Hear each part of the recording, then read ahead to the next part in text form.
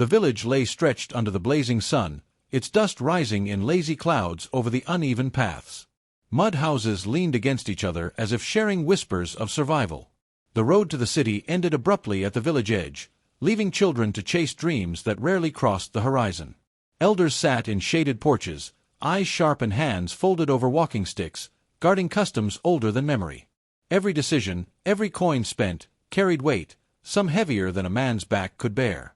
Here, poverty was not only the enemy of comfort but the arbiter of fate. Among the village's winding paths moved a boy whose shoulders carried years that did not belong to him. His eyes, alert and searching, noticed every shadow, every opportunity, while his small hands worked chores beyond his age. Though his body was slender, his mind bore the burdens of hunger, responsibility, and fear. Each dawn found him collecting water, tending to goats, or helping the mother whose weak frame swayed with the weight of illness. Yet, even in exhaustion, there was a quiet intelligence in his gaze, a knowing that life demanded more than play or laughter. In a small mud-walled home, the mother sat near the fire, her hands clasped in prayer. Lines etched her face, but her pride remained unbroken. Her chest rose and fell with a fragile rhythm, a subtle reminder that time had grown heavy. "O ancestors, grant him strength," she whispered, her voice trembling yet firm. She had loved, sacrificed, and prayed alone since her husband's absence years ago, holding tight to traditions that told her endurance would be rewarded. Even as her body weakened, she never allowed despair to cross her lips before her son. Outside, beneath the great baobab tree that had witnessed countless seasons, whispers traveled with the wind. Villagers crouched on stools, voices low but sharp with curiosity. "They say the boy's mother carries a shadow of misfortune," one murmured. "It is the curse of their family," said another, eyes darting toward the home. The boy paused, catching the last words, feeling the weight of unseen eyes and unspoken judgment. Fear, hope, and expectation hung in the air like thick smoke.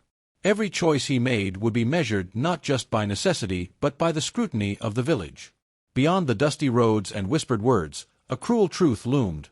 The wall between life and death was built of gold the village did not possess. Modern hospitals, gleaming with white walls and humming machines, promised healing that could not be bought with worn hands or empty pockets. The boy understood the distance between them, both physical and moral, where medicine existed but the poor were left to pray. He had seen neighbors walk for miles, only to return with shaking heads, empty bags, and heavier hearts. Here, survival demanded not just courage but impossible choices, and the boy, wise beyond his years, felt the invisible barrier press against his chest. The morning was heavy with heat and the smell of earth, but inside the small mud-walled home, the air seemed heavier still. The mother's hands trembled as she tried to sweep the floor, but her legs gave way. The boy ran to her side, heart pounding as her body sagged onto the mat. "Mother! Please, hold on!" he cried, his voice breaking. His small hands pressed against her chest, feeling the irregular rhythm, the shallow breaths that did not belong to her. The fear clawed at his chest, sharp and relentless. This was no ordinary weakness. This was a wall closing in on him, a silence that threatened to swallow their lives. Neighbors came, voices hushed, faces pale. "She must see the healer in the city," one whispered. Another shook his head. "The medicine is far, and the cost is more than a boy's pockets can carry." The boy felt the world tilt. "City? But we have no money. How will we?" His words stumbled, swallowed by the urgency in his chest. An elder stepped forward, leaning heavily on a staff carved with ancestral symbols. "The city can heal her, yes. But the price, it is high. Very high. A child's hands alone cannot carry it." The boy's mind raced. He remembered what the elders had always said: blood is sacred, it is the life of your ancestors, not a commodity to trade. His heart ached at the thought of defying tradition, yet he could not bear to watch his mother fade. He looked at her pale face, framed by the morning light streaming through the mud walls. I will find a way," he whispered to himself, more to summon courage than to form a plan. Hunger gnawed at his belly, but it was nothing compared to the fear of loss, the love that tightened his chest like a drum in the village square. In the shadow of the door, a man lingered, offering a quiet word. "I can help you," he said, voice low. "There is a way for you to earn the coins you need, a small price. Your mother can live." His eyes darted around, wary, and his hand gestured to the street outside as if the walls themselves might be listening. The boy's stomach turned. The offer smelled of danger, of secrets that should never be spoken aloud. Yet desperation weighed heavier than fear. He bit his lip, feeling the pull between sacred tradition and the urgent cry of love. The room felt smaller now, filled with the rhythm of his mother's fading breaths, the silent judgment of ancestors, and the promise of a choice that could mark the end of his childhood. Tell me what it is," he said cautiously, voice trembling. The man's eyes glimmered, a mixture of pity and opportunity. "It is something you must give, your own blood. Not all, just enough to pay for what she needs. It is dangerous, yes, but it will save her." The boy's hands clenched into fists. The words echoed in his mind, clashing with every story the elders had told him, every prayer he had whispered beside his mother. Blood is sacred. Blood is life. Blood is the bridge between this world and the next. Yet the pulse of love and fear throbbed stronger, and he could not turn away. He knelt beside her, brushing a lock of hair from her fevered forehead. "Mother, I will do whatever it takes. I will not let you die." The promise was silent yet fierce, carrying the weight of a boy's first sacrifice, the tension between duty and destiny, and the shadow of a choice that would follow him for the rest of his life. Outside, the village whispered beneath the baobab, sensing a shift, feeling the threads of fate tighten around the boy and the mother who had given him everything. The air hung thick with judgment, secrecy, and the first step into a path that no one could yet see the end of. The boy crouched in the dim corner of the small mud house, shadows stretching long across the floor. The morning sunlight had begun to scatter, but he did not rise. No elder stood beside him. No prayer had been spoken over his head. Silence hung heavy, pressing against his chest as if the walls themselves were holding their breath.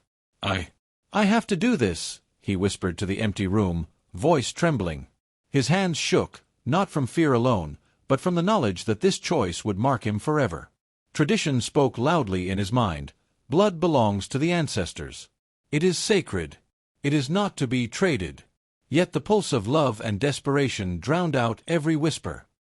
He rose slowly, stepping toward the small stool where the man had left the instruments. Each movement felt like a lifetime. The air smelled of dust, smoke, and old earth. He clenched his teeth, and with a courage that did not belong to one so young, he allowed the first cut to pierce his skin. A single drop of blood fell, glistening in the faint light, and in that moment the world shifted. The door creaked open as he made his first journey to the city. Dusty paths gave way to the long, unforgiving road, lined with fields that seemed endless. The city's distant skyline rose like a white wall, unwelcoming, cold. Each step toward the clinic felt heavier than the last. His heart pounded not only with fear, but with the weight of a secret that could never be spoken aloud. Inside the clinic, the air smelled of disinfectant and despair. Rows of children sat in silence, their small bodies drained and pale, eyes empty. The boy's stomach churned as he realized what he had entered. These were not children playing at survival, they were resources. Their youth had been traded for coins, for medicine, for power. An adult approached, hands rough and indifferent. "Sit there," the man said, ignoring the boy's hesitant gaze. No blessings were spoken. No prayers offered. Just the clinical, cold routine of taking what was needed. The boy's blood, once sacred, now a commodity. He shivered, feeling the pulse of life that had always belonged to his ancestors being measured and weighed in another's hands. He closed his eyes, remembering his mother, fragile and pale, waiting at home, unaware of the price being demanded. He felt a storm of guilt, fear, and love. "Forgive me, mother. Forgive me, ancestors," he thought, holding tightly to the belief that sacrifice done with a pure heart might yet honor them. Each trip repeated the same ritual. Dusty roads, cold walls, rows of pale children, and hands that took without blessing. And each time, the boy returned home weaker, his small frame bending under the invisible weight of duty and secrecy. Every journey blurred into the next, each drop of blood leaving him a little less himself, each coin bringing his mother closer to life while pushing him further into shadow. Outside the clinic, the city hummed with power, wealth, and indifference, a world far removed from the village where elders had warned him and ancestors had watched. And yet, in the quiet between the journeys, the boy's heart remained tethered to home, to the sacred promise he had made. The first drop had changed everything, setting a path no child should walk, a road lined with morality, sacrifice, and destiny. Each morning, the boy awoke with a weight pressing against his chest, a dizziness that blurred the edges of the world.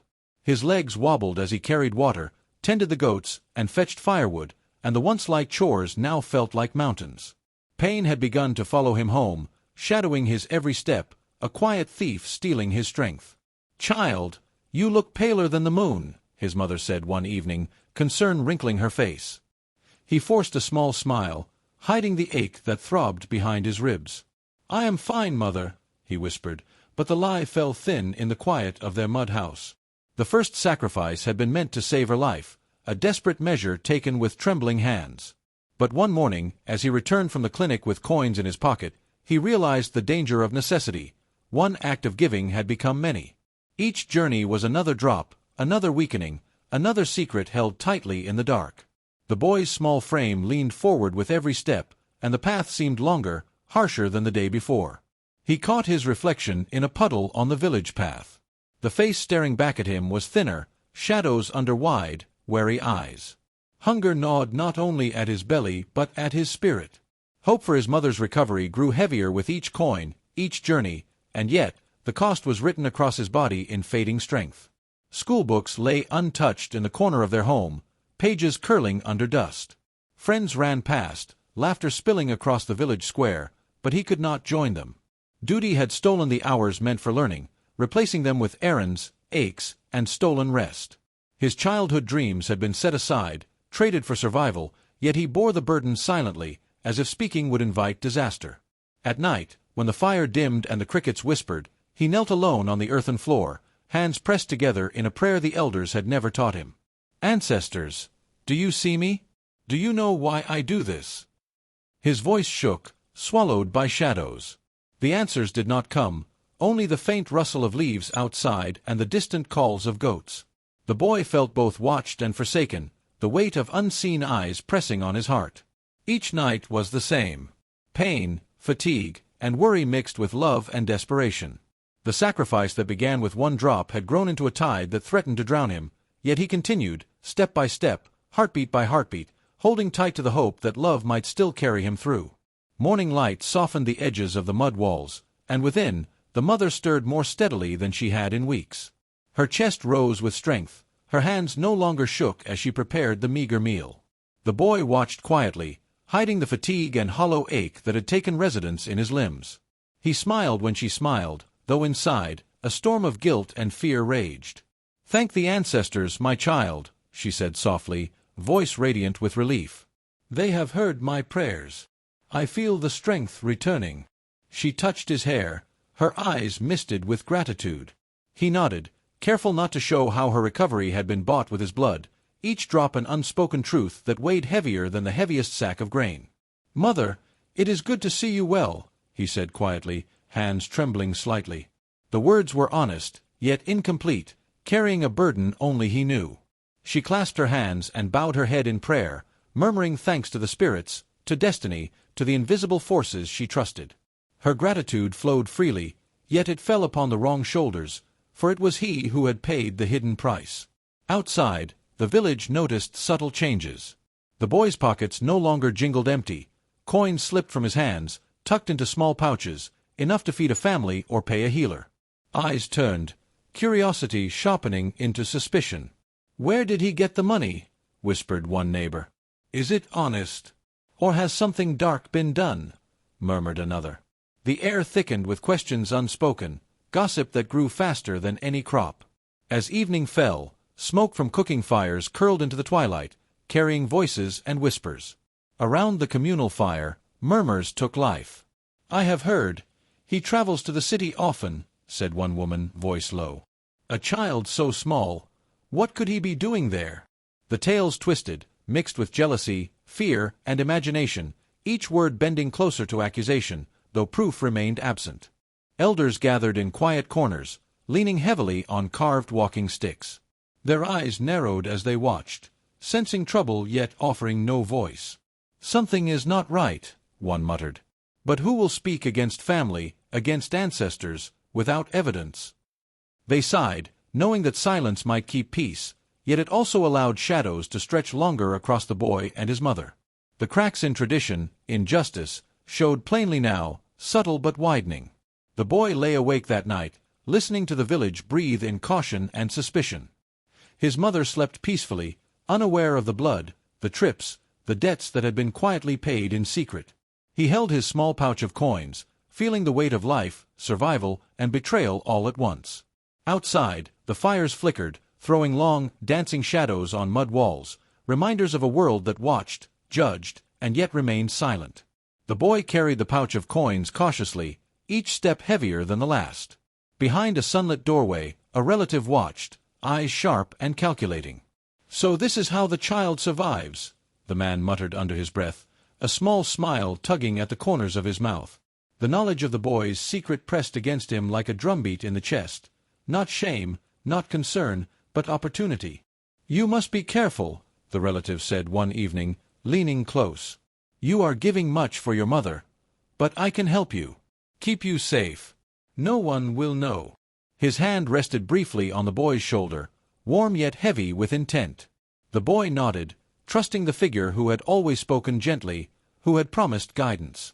But the trust was a cloak for betrayal. Coins began to change hands beyond what the boy could see, each journey to the city lining the relative's pockets while the boy's body grew thinner, more fragile with every drop taken. "It is for her, mother.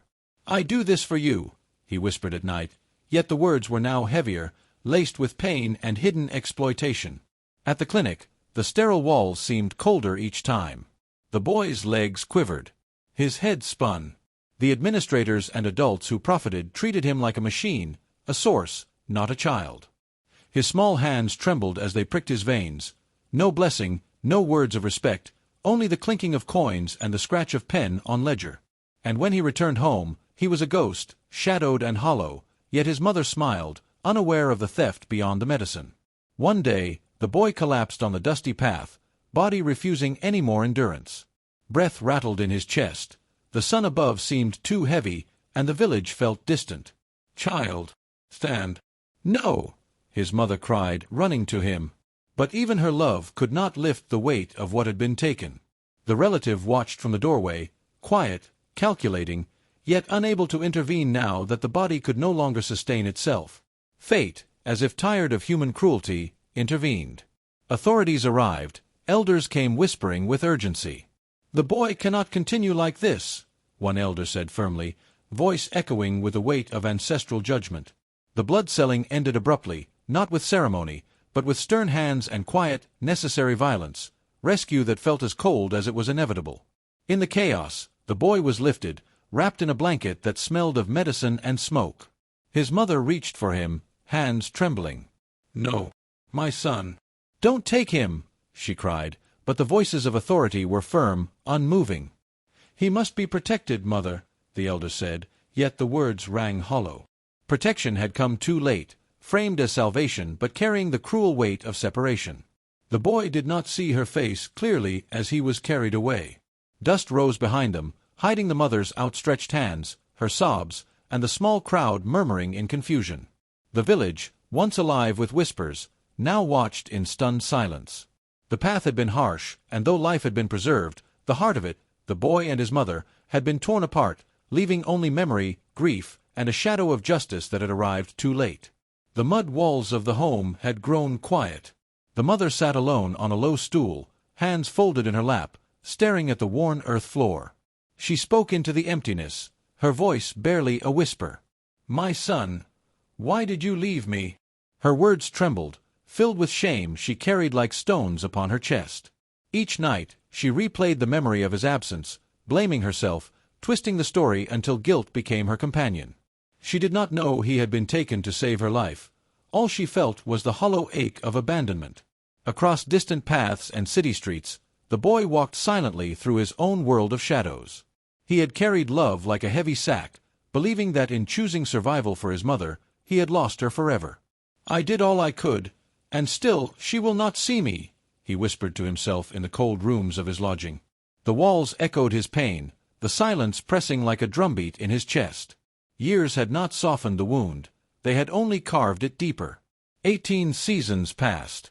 The rains came and went, leaving the village with swollen rivers and rich green fields, and then retreating, exposing cracked earth. The sun blazed, the harmattan wind swept, and the moon traced its path across the night sky. Through all of this, the boy had grown. He had become a man molded by absence, sharpened by hunger, and disciplined by struggle. The seasons marked his endurance, each year leaving its mark on his body, mind, and spirit. He returned to the city that had once held his pain and work, carrying himself with quiet strength. His shoulders bore the memories of small hands trembling with exhaustion and veins pricked for coins he could never spend freely. His eyes were steady, scanning streets, buildings, and faces with a careful knowledge of the world that had shaped him, a world where survival and cunning walked hand in hand. Education had not come from comfort or wealth, but from necessity. He had learned to read between the lines of human cruelty, to navigate unspoken rules, to endure without complaint. Every hardship had built him, each obstacle sharpening his resolve. Yet beneath the strength lay the soft, hidden remnants of a boy who had once held his mother's life in his hands and felt the weight of the universe pressing down. Even in success, he felt the echo of absence. Each coin earned, each step forward, was shadowed by the memory of dusted paths, the cries of a mother's hands reaching for him, and the seasons of silence that had stretched across 18 years. And still, a small voice inside whispered, reminding him that love, though fractured and tested, had not truly abandoned him. It had waited, hidden beneath layers of pain and endurance, until the day he could finally reconcile it with the truth. The streets stretched endlessly before him, lined with tall buildings that scraped the sky, their lights flickering like distant stars. Yet no brilliance could touch the shadow inside him. He walked among the crowds, a man shaped by years of struggle, yet feeling invisible in a city that thrived on noise and ambition. The soil of his birth, the dusty paths of the village, the whispers beneath the baobab tree, they felt like another life, distant and unreachable. The elders' voices, the ancestral chants, even the scent of mud and rain, were memories that haunted his sleep. He paused at a cafe window, watching people laughing over steaming cups of coffee, their hands warm, their lives uninterrupted. He carried wealth, education, and recognition, yet inside, the void remained. "All this," he murmured, "and still it cannot fill the hollows they carved inside me." The city had given him everything outwardly, but nothing could reach the wounds that had begun when he was a boy. At night, when the streets slept and the neon lights softened, his body whispered truths the city could not see. Thin veins beneath his arms, scars that traced memory and pain, spoke louder than words. Every ache, every trembling hand in a quiet moment, reminded him of what had been demanded of him in silence. "You were too young," he whispered to himself, "yet the world drank from your courage." Sleep brought no answers. He tossed under the weight of questions he dared not voice. Did his sacrifice mean anything? Who truly benefited from the pain he had carried for years? Could justice exist in a world so shaped by greed? The city offered him opportunity, yet each passing day only echoed his doubts. And still, her face appeared in the quietest hours, the gentle curve of her lips, the eyes that had once glowed with love and pride, now blurred with worry and weakness. "Mother, did you survive?" he asked the darkness. No answer came, only the quiet hum of city life pressing against the memory of her warmth. He had left her, or so she thought, yet he had carried her life in his veins, and now the weight of that truth pressed upon him relentlessly. Suspicion crept into his mind, a shadow he could not shake. Who had truly drunk from the river of his suffering? Who had smiled while he bled for life and duty? The faces of the relative, the elders who had turned away, and the city hands who took without blessing or care haunted him. Each memory was a ripple, each ripple a question that demanded reckoning. And so he walked, a man between worlds, far from ancestral soil yet tethered invisibly to it, seeking answers in a city that knew nothing of sacrifice, yet feeling the pulse of his mother's prayers still beating somewhere beneath the dust of the village he once called home. The letter arrived quietly, slipping through the crack beneath his apartment door. Its edges were worn, the paper slightly yellowed, and the ink faded but deliberate. He picked it up slowly, feeling the weight of years pressing against his chest. The envelope carried a name he had not heard in nearly 2 decades, yet it resonated with everything he had tried to bury. This cannot be," he whispered, tracing the letters as though they could speak to him directly. The words inside were short but potent. They smelled of smoke from burning firewood, of dusty roads, and of rain-soaked mud, a fragrance that tugged at his memories. A death notice. His mother, or perhaps another elder he had revered, was gone, or ill, perhaps, in ways he could scarcely imagine. Each sentence carried the gravity of tradition, demanding respect and action. The ancestors, the village, and duty, all had called him back, whether he wished to answer or not. He sat for long minutes, staring out the window at a city that had once seemed like the world, yet now felt smaller than the village he had left behind. "I cannot delay," he muttered, the words bitter on his tongue. Every step back would reopen old wounds, but the past had knocked without mercy, and he could not refuse. He packed lightly, carrying what he needed, but the weight of 18 years of absence pressed heavier than any bag. The journey began along highways that blurred beneath the rising sun. The roads felt strange beneath his feet, familiar yet alien. Thoughts of the village, the dusty paths, the baobab tree, the whispering elders, haunted him. Each mile brought both hope and fear. Would he recognize the people? Would they recognize him? The road was not just distance but a bridge over pain and memory, fragile yet unavoidable. When he arrived, the village had changed. Mud houses were replaced with sturdier walls, roads paved, and markets bustling with a sense of prosperity that had been absent when he had left. He stopped at the edge, letting his eyes trace the familiar yet altered landscape. The river where he once played ran clearer, and new buildings stood where familiar huts had once been. Yet the wealth could not mask the unease that rippled through the air, whispers, sidelong glances, silent questions. He walked through streets that remembered him but felt foreign under his feet. Children he did not know played where he had once run. The scent of cooking fires, the dust of dry paths, the rhythm of daily work, all carried echoes of the past. Faces, older now, bore lines of guilt or envy, smiles hesitant, eyes cautious. Prosperity had come, but it had not healed the unseen wounds, nor had it erased the memory of who had sacrificed what for whom. And so he paused, standing where the village ended and his childhood had begun, realizing that even as the land had grown rich, the truth and guilt he carried were unchanged. Mud had hardened to stone, walls replaced, yet within him, the village had never truly let go. Each heartbeat reminded him that the journey was only beginning, that to reclaim the past, he must confront the silence, the betrayal, and the love that had always lingered beneath the surface. He walked through the village square, and the elders, sitting in their customary semicircle beneath the shade of the ancient baobab, stiffened at his approach. Their eyes avoided his, flicking downward to the dusty ground, as if the weight of years and unspoken deeds had suddenly pressed upon them. You have returned," one elder murmured, voice tight with hesitation, as if each word cost him more than breath alone. He noticed the discomfort in their posture, the subtle tremor in hands that had once guided the village with pride. "Tell me what has changed," he said, his voice steady but carrying the force of memory and expectation. Yet the elders remained silent, their lips pressed as though tradition itself forbade them to speak. The air felt heavy with secrets, the kind that fester when love and greed clash beneath the surface of respect. In the quiet, a young relative dared to step closer, whispering his mother's name with deliberate care. The hesitation in their speech, the careful avoidance of full truths, revealed more than any accusation. The boy, now a man, felt the first sting of the reality he had long feared. His blood, given in love and desperation, had not only healed but had become a currency of power, passing through hands that smiled while his youth and strength were stolen. He paced slowly past the market stalls, each familiar smell and sound now tinged with pain. "Do you understand what was done?" he asked, his voice rising, though no one dared answer fully. Slowly, fragments of truth emerged, whispers of who benefited, the buildings erected with his sacrifice, the positions held by those who had feigned care. Each revelation cut deeper, stitching together a tapestry of betrayal he had only imagined in the shadows of sleepless nights. His eyes fell upon the very institutions that had promised protection, the clinic, the ledger of payments, the faces of those who claimed to serve the poor. All had prospered while he had grown thin, hollowed by duty and silence. "So this was the cost," he muttered, voice shaking, "and they called it care?"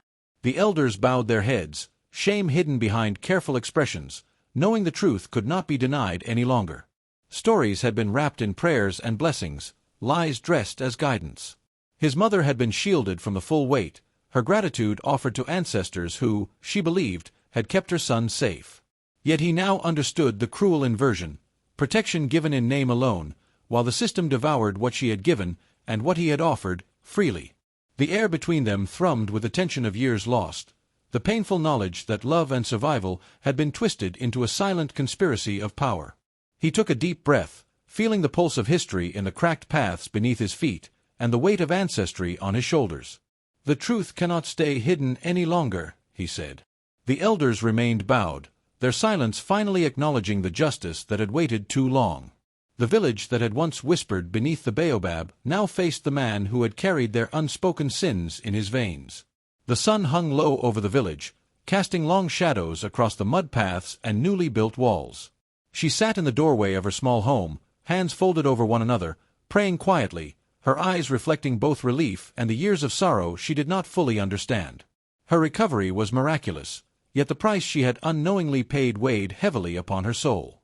"You are well again, Mamma," a gentle voice said, breaking the hush of the late afternoon. Her eyes lifted to see him, the boy she had once held in her arms, now grown into a man whose shoulders carried invisible burdens. She blinked, confusion dancing with the warmth of recognition. "Is it you, my child?" Her voice trembled, a mixture of hope and fear. He knelt before her, taking her hands into his own, roughened by labor, tempered by years away. "I am here, Mamma," he whispered. "I have carried you in my heart every day." She recoiled slightly, the memory of absence and unanswered prayers flooding back. You left me. I thought you chose to walk away. I prayed and I mourned, but my heart never knew peace." Her voice cracked as decades of grief poured out, a river long dammed finally released. "I never left, Mamma," he said, eyes glistening. "I was forced to carry burdens no child should bear. Every drop of my blood, every moment of weakness, I gave for you. I endured hunger, fear, and the cruel hands of men who called it help." Her hands trembled in his. You sacrificed for me, and I believed you abandoned me. Oh, my child, the years I have lived thinking I was forsaken, the shame, the sorrow, I never knew the truth."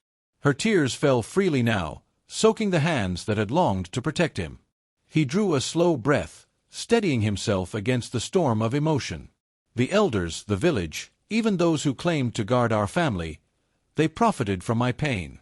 But I have returned, Mamma, not for revenge, but for truth. Let us face it together." She raised her eyes to his, searching the depth of his face, and at last the veil of misunderstanding lifted. "All these years, my prayers, my faith, I praised the ancestors, thinking they guided you, while the world took what was yours to give. My gratitude, misdirected, cannot undo your suffering." He shook his head softly. "No, Mamma. Our ancestors see everything, even the hidden cruelty of men. They know the sacrifice, the endurance. And now we speak the truth, so that justice may live where it once was silent." A hush fell over the space between them, a sacred pause where love, regret, and resilience met. The village itself seemed to hold its breath, the baobab outside swaying gently, a silent witness to the reunion of mother and son. In that silence, the weight of unspoken pain began to lighten, replaced by understanding and the quiet power of moral justice. "Let the truth be our shield now," he whispered. "No more lies to bend our hearts, Mamma. We have suffered enough, and yet we endure." She nodded, a trembling smile breaking through decades of grief. "Then let us walk forward, together, with eyes open, hearts heavy yet steadfast. The blood was given, the silence endured, but now we reclaim what was stolen in its shadow."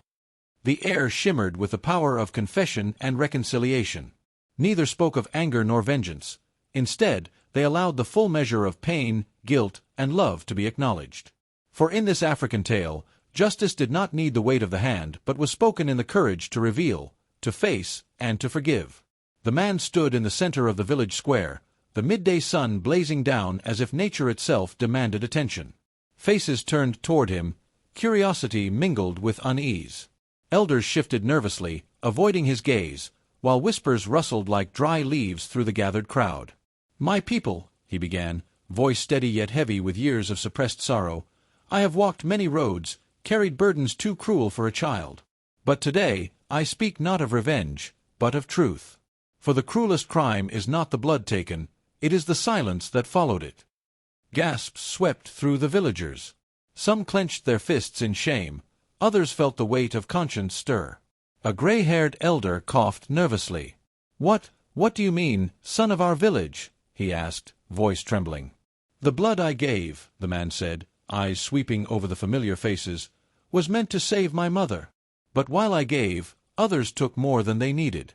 And while they profited, they whispered lies. They silenced the truth. And my mother, the woman who prayed for me every day, believed I had forsaken her. That is the cruelty you hid." Murmurs rose, some defensive, others guilty. The man raised a hand. "I choose to reveal, not to destroy.